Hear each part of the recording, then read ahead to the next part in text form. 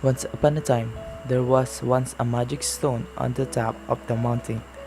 There were no trees around it to give shade, but magic fungus and orchids clung to its sides. Ever since creation began, it had been sipping the truth of heaven, the beauty of earth, the essence of the sun, and the splendor of the moon. And as it had been influenced by them for so long, it had miraculous power. It developed a magic womb which burst open one day to produce a stone egg about the size of a ball.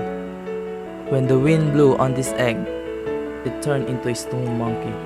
The monkey stood and stretched. Suddenly, powerful light shot on his eyes. For a moment, the light reached the cloud palace in heaven. The Jade Emperor, ruler of heaven, sat up. He commanded two of his captains to find out where the light came from. Soon afterwards, they reported back. It was a monkey, said the captain. Monkey, said the emperor. Yes, he's on the fruit and flower mountain, down on earth. There had a rock on the mountain. The monkey came from the rock. The light shone from the monkey's eyes. In his benevolence and mercy, the Jade Emperor said, creatures down below are born of the essence of heaven and earth. There is nothing remarkable about him. In his mountain, the monkey was soon able to run and jump, fed from plants and trees, drink from brooks and springs, pick mountain flowers and look for fruit. He made friends with the wolves, went around with the tigers and leopards, was on good terms with the deer, and he had other monkeys and apes for relations. At night, he slept under the rock faces, and he roamed around the peaks and caves by day. As the saying so rightly goes, there is no calendar in the mountains, and when winter's over you don't know the time of year. On hot mornings, he and all the other monkeys would play under the shade of some pines to avoid the heat. After playing, the monkeys would go and bat in the stream, a mountain torrent that tumbled along like rolling melons. There is an old saying, birds have bird language, and animals have animal talk. All the monkeys said to each other, I wonder where that water comes from. We've got nothing else to do today, so wouldn't it be fun to go upstream and find its source? With a shout they all ran off, leading their children and calling to their brothers. They climbed up the mountain beside the stream until they reached its source, where a waterfall cascaded from a spring. The monkeys clapped their hands and exclaimed with delight, what lovely water! It must go all the way to the bottom of the mountain and join the waves of the sea. Then one monkey made a suggestion. If anyone is clever enough to go through the fall, find the source, and come out in one piece, let's make him our king. When this challenge had been shouted 3 times, the stone monkey leaped out from the crowd and answered at the bottom of his voice, I'll go, splendid monkey indeed. Watch him as he shut his eyes, crouches, and springs, leaping straight into the waterfall. When he opened his eyes and raised his head to look round, he saw neither water nor waves.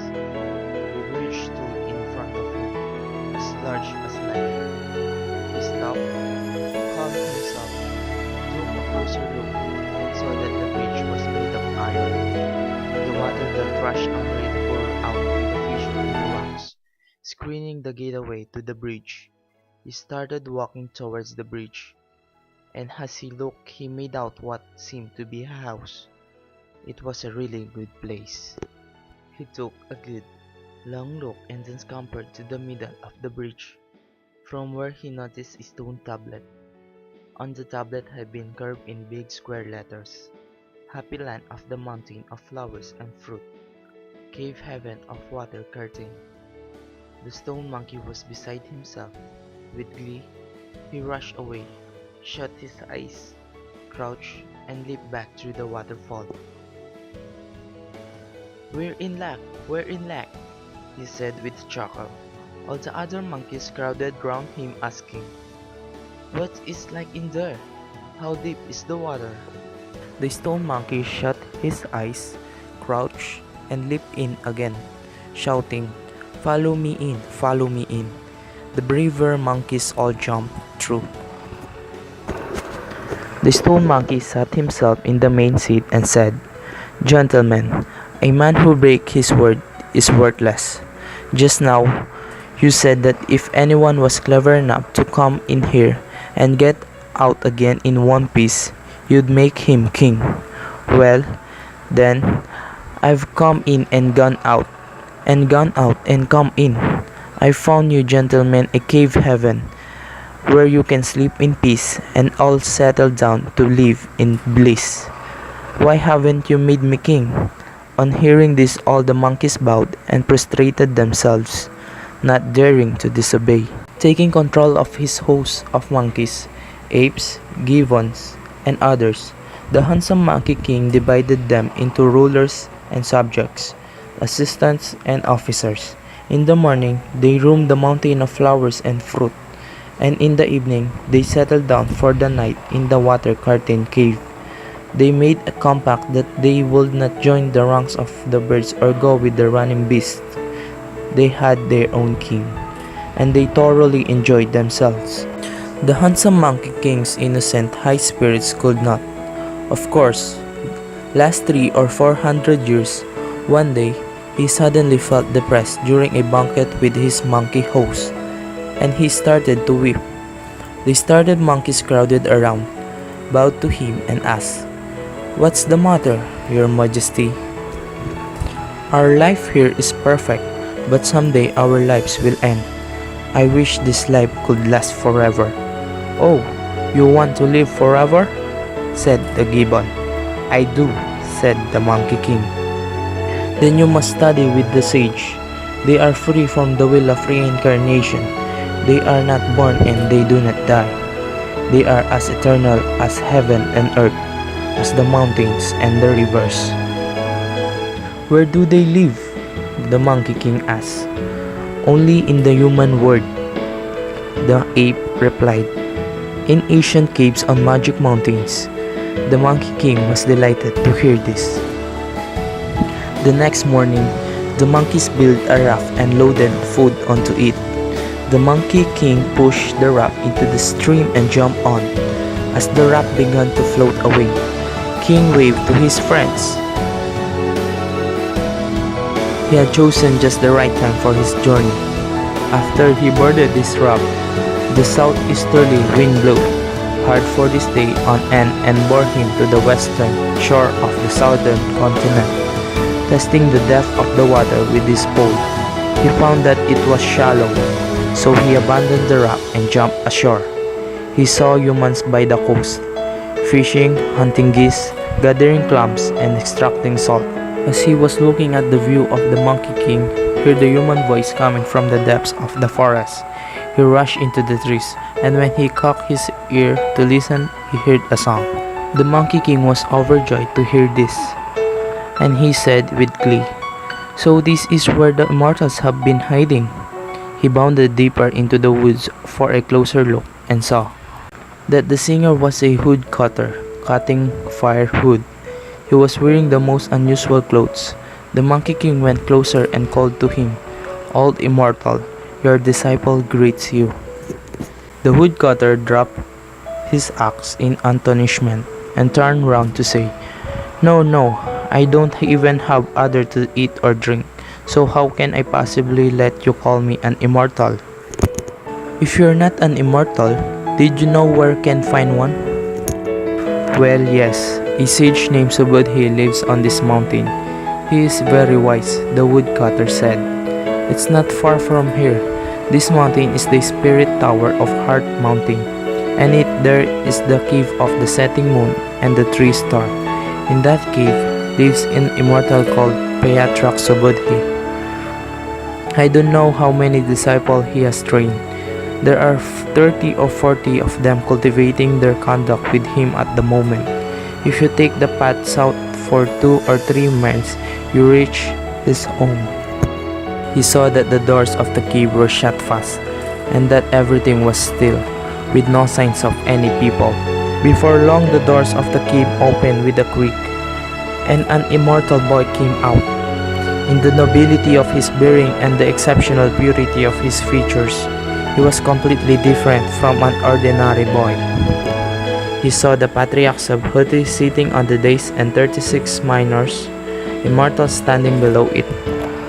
As soon as the handsome Monkey King saw him, he bowed low and knocked his head on the ground before him many times, saying, "Master, Master, your disciple pay his deepest respects."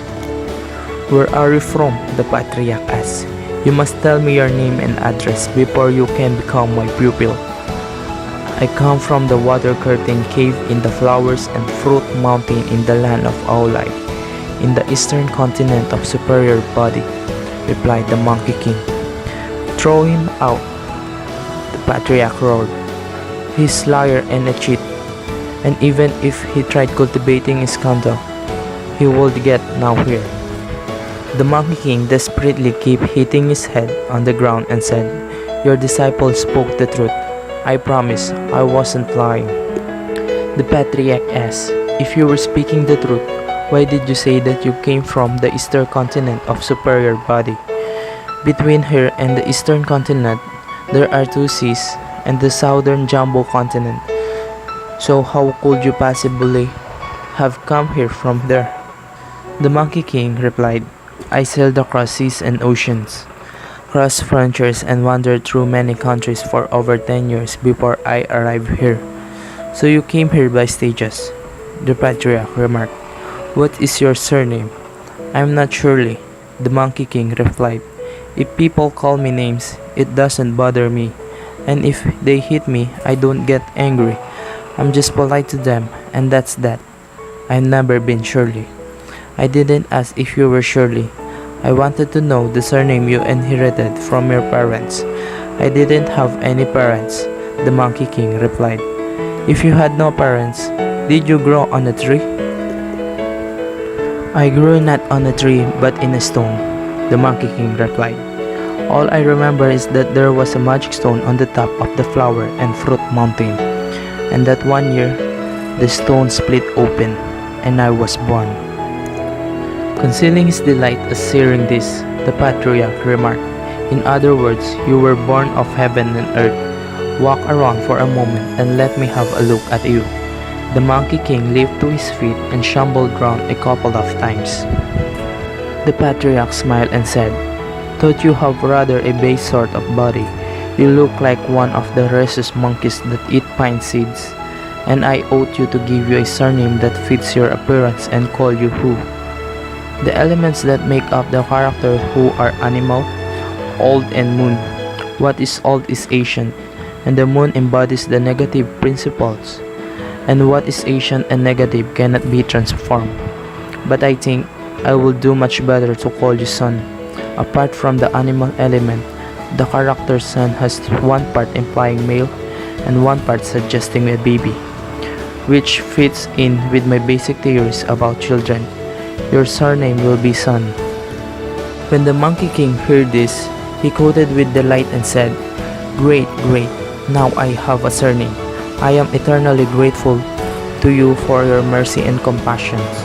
Master, I beg you to give me a personal name to go with my new surname. Then it will be much easier to address me." "There are 12 words within my sect," said the patriarch, "which I give as names. You belong to the 10th generation of my disciples." "What are these 12 words?" asked the Monkey King. "Broad, great, wisdom, intelligence, true, likeness, nature, see, bright, awaken, complete, and enlightenment. If we work out the generation of disciples, then you should have a name with Wu in it. So we can give you the Dharma name, Sun Wukong, which means monkey awakened to emptiness. Will that do?" "Marvelous, marvelous," said the smiling monkey.